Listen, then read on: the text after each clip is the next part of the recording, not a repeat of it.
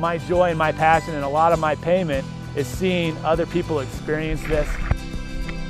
We've bass fished all over the country. You don't generally get 14ers in the background of your bass fishing. I have no intention to catch a fish, so I'm not fishing. I'm fly casting. If you can't heckle each other and laugh a lot fishing, something's wrong with you. This isn't rocket science. This is a way to blow off steam and have a lot of fun.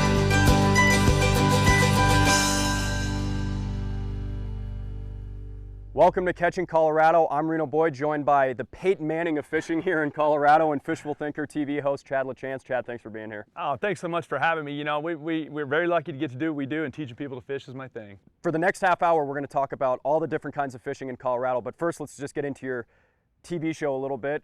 You host a fishing show. How'd you get into that? I love educating anglers. I want more people out fishing, and education, you know, mainstream media is the easy way to do it. So Fishful Thinker Television is all about diversity and education in public waters. In that show, you cover all the different kinds of fishing in Colorado, right? Yeah, absolutely. From ice fishing and fly fishing to conventional tackle fishing, you know, all of the above. But this is Colorado, most known for its fly fishing. We do plenty of that too. Speaking of fly fishing, Chad, there's obviously plenty of opportunities with all of the rivers, and there is one company in particular that is trying to encourage people to get out there a little bit more. Let's take a look. For as long as I can remember, I've always fished. There's a number of great cities that you can live in, but you know, here in Colorado, in the Front Range of Colorado, we are blessed to have nature at our doorstep, to have the wilderness at our doorstep. And we have amazing opportunity to go out and mountain bike and fish and raft and ski, you know, half an hour from town. I mean, that is our greatest asset here in Colorado. And so if you're not taking part in that, if you're not at least tasting that and experiencing that, you're selling yourself short. You're missing out.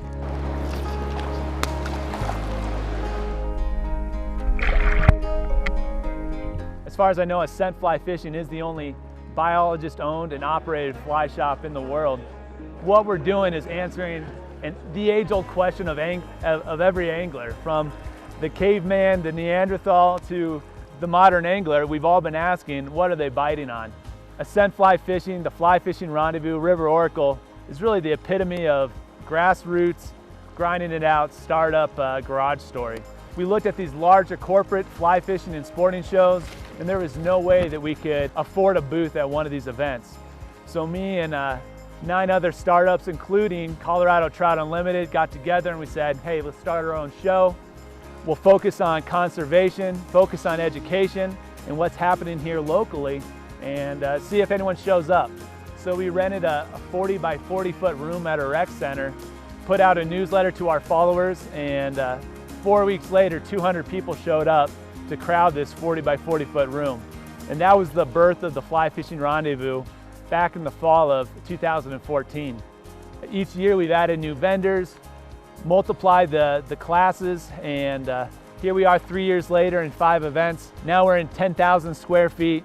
We had 50 Rocky Mountain fly fishing companies with us and 1,600 local anglers there, learning, participating, and gaining a deeper understanding of fly fishing and a passion for the sport. I mean, this is the chance for young startup companies to have full visibility next to national fly fishing companies, but also for first-time anglers or people just with questions about the sport to get face time with the region's pros, the men and women who have written the books on our waters or spend 200 days a year guiding on our waters. I mean, to be able to stand with someone and look at their fly box and them to tell us, this is where I'm fishing, and I can tell them these are the flies that are going to be effective in working and matching the hatches when you're on that water and filling those holes, and to help bridge that gap of knowledge and unlock that water for them. I mean, it's a great privilege, and yeah, I think people appreciate that openness and honesty. All right, you're all set. Thank you.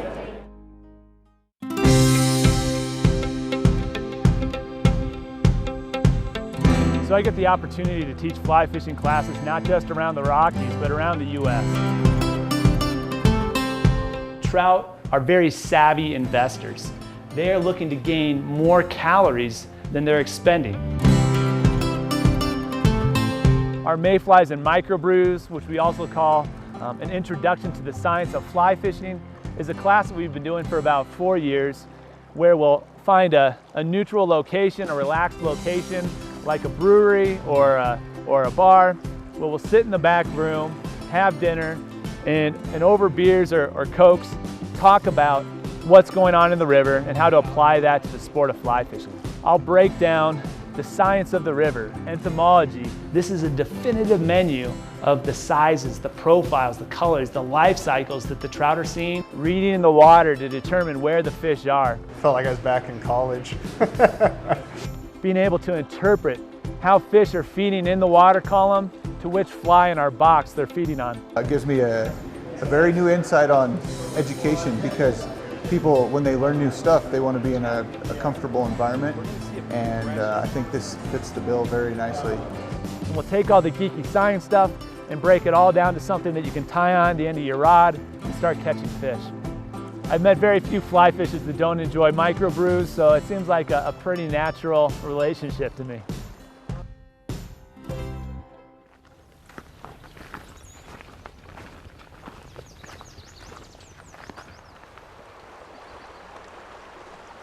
One of the most popular classes that we do is our Streamside Entomology Seminar.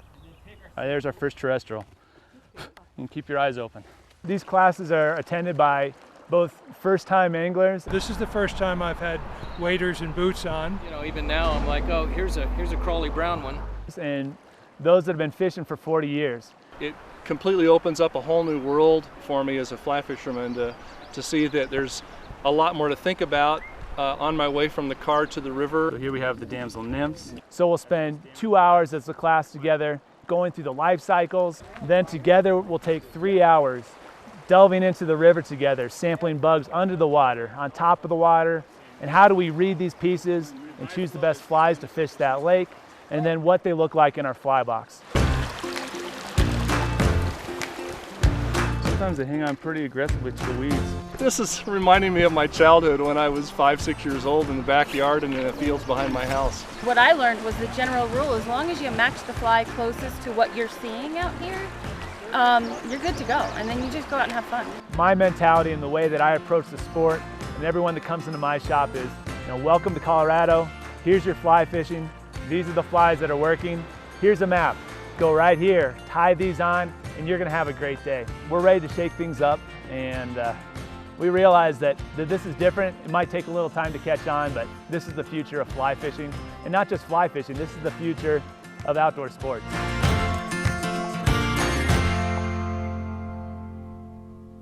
Chad, as a fishing educator yourself, what did you take away from that? Well, I think it's great that they're simplifying, choosing your fly as simple as the color, the profile, and the size, and that's really what it comes down to. I don't have to name the bug, I only need to know what he looks like. All right, well, summer fishing is winding down, and coming up on Catching Colorado, we'll take you to another style of fishing on the ice.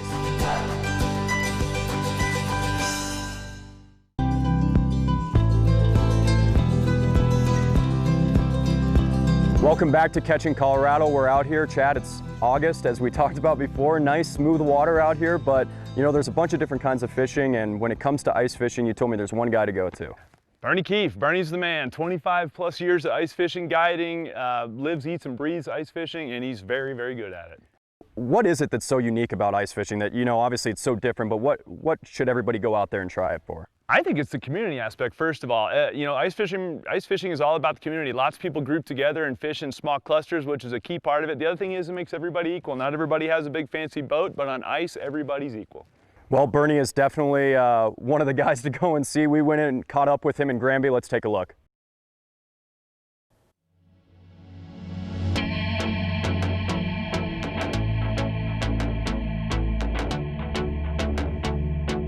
I've been out fishing on this lake for the last probably 15 years. It's excitement, utter excitement. I still shake when I get big fish onto the ice. It's a big dump of adrenaline. I've been guiding for somewhere around 25 years now and fishing this lake like a madman.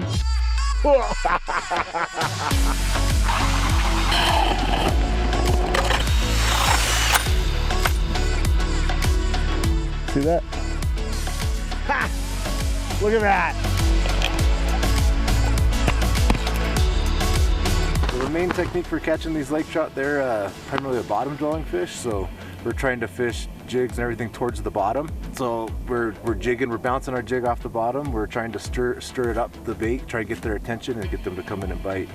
For the most part, once you need a bite or two to figure it out, but then once you realize how quick and light they bite, you pick up on it real quick.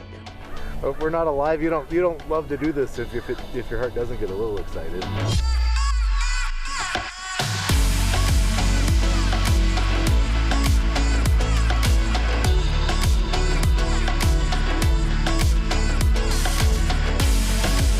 It still has my heart racing. When I'm guiding and I see a bite, I still can't speak English. It still comes off somewhere Mars, Jupiter language, I don't know. It's this weird scream I do.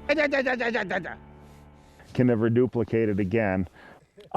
Oh, there is a few snowballs thrown, a little bit of competition. If anybody's ever fished with Bernie, you would expect nothing less of the sort. I mean, I couldn't sit here all day long and take it real serious and not hit somebody with a snowball. The key to getting somebody when they're not looking, get them focused when they're landing a fish, and you can hit them right anywhere you want.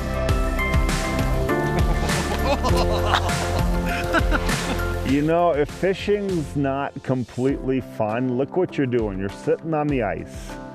You're fishing in an 8-inch hole for a slimy little creature. If you can't heckle each other and give each other a whole bunch of grief and laugh a lot fishing, something's wrong with you. This isn't rocket science. This is a way to blow off steam and have a lot of fun. Got a fish! We just proved it! Ice fishing's kind of that weird passion. You know, it's not, I enjoy fishing from the boat a lot, but ice fishing is just that added challenge. Never in my wildest dreams would I think I would make the levels I've got and being able to see and meet the people I have. It's been such an incredible career that you don't wish for stuff this good to happen to you.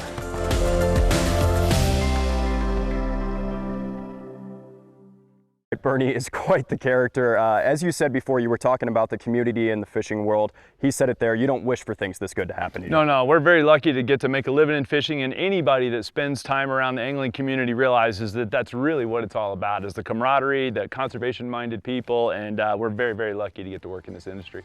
All right, well, coming up on Catching Colorado, we have one fisherman whose worst day out would be if he actually landed a fish. Stay with us.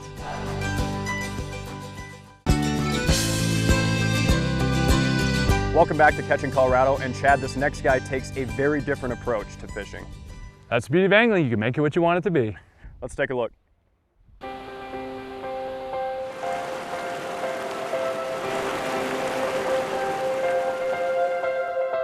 I'm going fly casting. Cast the flies, see what'll happen, not fishing. Some people think I'm crazy because they think the point of fishing is to catch a fish. A good day is when I have had stressful things at the office and I can come up here and stand knee deep in the water and watch the way the water flows and think about where the fish might be and think about how to get the fly just put into the right spot. And it is impossible for me to think about that waiting email that I have to answer. See if we can confuse any fish. Perfect. My fly right here has no hook on it. I can just run my hand down past the fly, and it is impossible for it to hook my fingers. It's impossible for it to hook a fish. It's a little ball of fluff on a piece of metal, but there is no hook, no barb. It is simply something to float down the stream. I've been fly casting like this for about 20 some years, 20 years or so since we moved to Colorado. And I remembered that I liked being out on the stream and that I didn't like catching fish. So that this was a way of taking what I liked and getting rid of what I didn't like. sort of a liberating moment to clip the hook off the fly, to think that there's another fish that will never feel that pain. And I can't remember if the initiative on that was because I didn't want to catch fish or I didn't want to have a fishing license. Because according to the laws of Colorado, fishing is when you're using a hook to try and catch a fish. And I have no hook, and I have no intention to catch a fish, so I'm not fishing. I'm fly casting.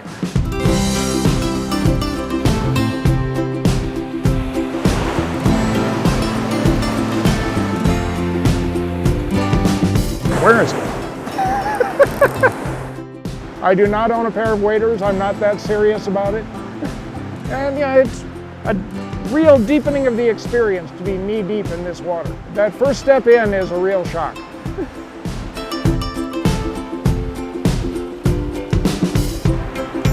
There we go.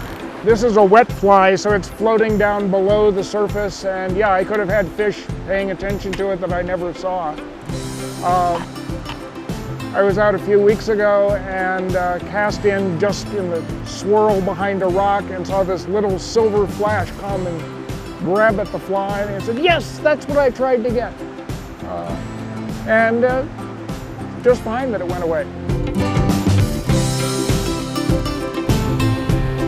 I would love to see the trophy fish swimming around in one of those deep pools and rising up to take my fly. Knowing that the fish are there, knowing that they're paying attention to my fly is a marvelous addition to the day. But it would be a horrible thing for me if I actually caught one of those fish and had to try and remove it gently from a hook and put it back into the water. That's no fun at all. You know, I got to tell you, Reno, that last guy was pretty neat and all, but personally, I'm going to stick to catching. All right, more Catching Colorado coming up next.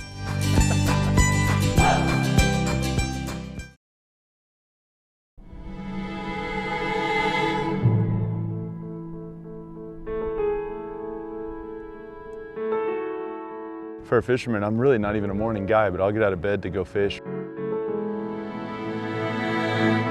I have pictures of me as a 4-year-old standing on the side of the Jupiter Inlet fishing all by myself in places they'd probably put my mom in jail for letting me stand now. Standing on the side of a rock jetty with about a 10-mile-an-hour current running by with a bunch of sharks and everything else swimming right there, where if you fall off that rock, you're probably dead. But I didn't. I caught a whole bunch of fish instead. We've bass fished all over the country, literally, and you don't generally get 14ers in the background of your bass fishing. The thing about this kind of fishing too is it's real quiet, real peaceful and all that until you get a bite. And then it becomes a straight rodeo. Got him. There we go. Come out of there. Come out of there. Oh, he got me in there. This is the goat rope part we were talking about. Come on, fish. Come on, get up in here. That's what I'm talking about right there, guys. You get the rubber frog like that, guys, and the hooks are buried up in the top of it right there. And so you just got to whack them on a hook set. You got 50-pound braided line on there, and that's a beautiful fish, guys, beautiful fish. It's fishing, not catching, and it's the angler's job every day is to figure out how to catch them.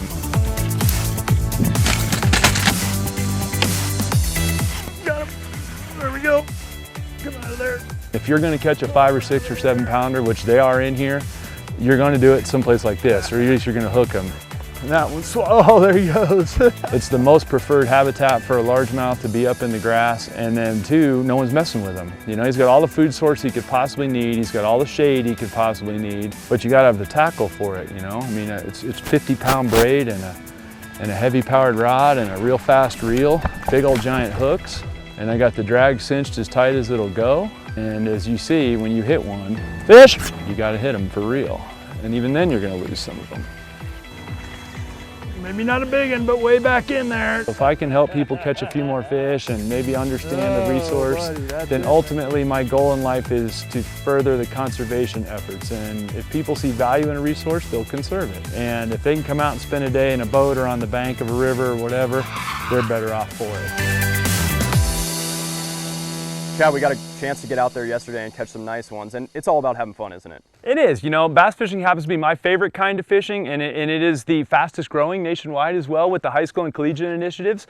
Competitive angling and bass fishing is a really great thing, but you know, the beauty of it is you fish however you like, and that happens to be my favorite. And the biggest thing is to just take advantage of Colorado, and there's some opportunities for that, right? There is, and you know, Colorado, from the high mountains to the plains, everything we've talked about today here in Catching Colorado has been great. And if you need to find out more about angling in Colorado, you can check out the Colorado Adventure Expo coming up September 23rd and 24th at Cherry Creek State Park, and I think that'll be a really good opportunity to learn more about what's going on out there. All right, well, that's it for Catching Colorado. Thanks for joining us, and make sure to get out there and take advantage of the state.